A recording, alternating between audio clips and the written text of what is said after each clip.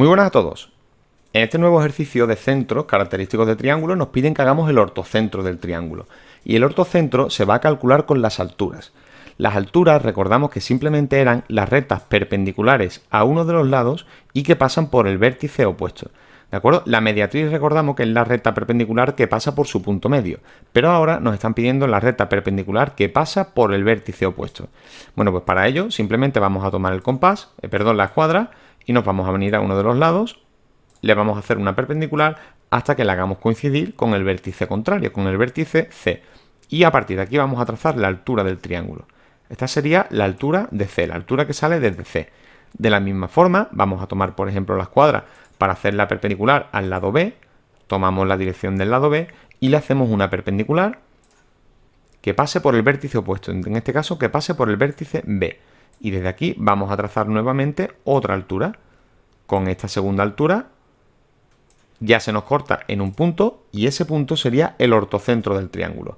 Para comprobar que efectivamente la altura que sale desde A pasa por ese punto, vamos a volver a tomar la escuadra y vamos a hacer una perpendicular al lado A que pase por el vértice A y desde aquí trazamos una altura también, una perpendicular que, como podéis comprobar, se corta en el mismo punto.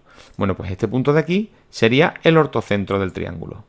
Y le vamos a llamar también con la O mayúscula por el centro y con la O minúscula por ser el ortocentro. Y ahora vamos también a hacer el ortocentro de este otro triángulo que os he tenido que cambiar porque el que había puesto antes se salía fuera del dibujo, entonces no íbamos a poder calcularlo.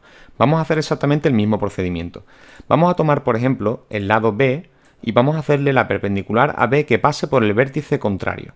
Le hacemos aquí la perpendicular y esta que pasa por el vértice B sería la altura de B.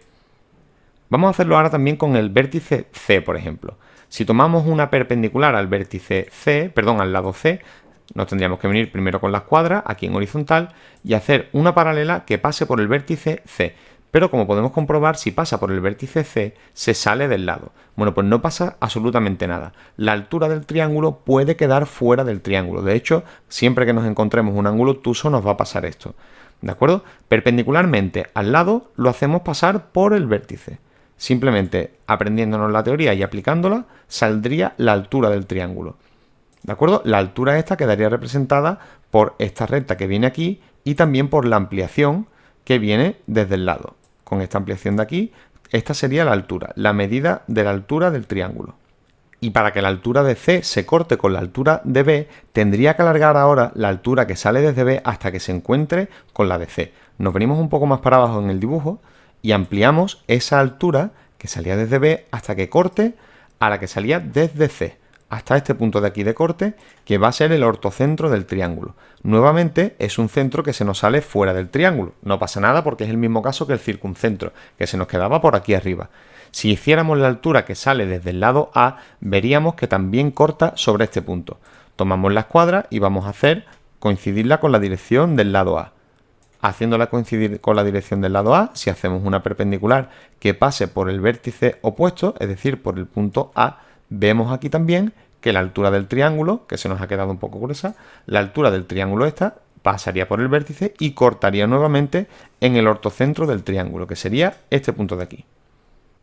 Le colocamos también la O de centro con el subíndice O para entender que es el del ortocentro y también ponemos aquí que el ortocentro de un triángulo se calcula con sus alturas, que recordamos que era la recta perpendicular a uno de los lados y que pasa por el vértice opuesto, independientemente que esa altura caiga dentro del triángulo o que caiga fuera, ¿de acuerdo?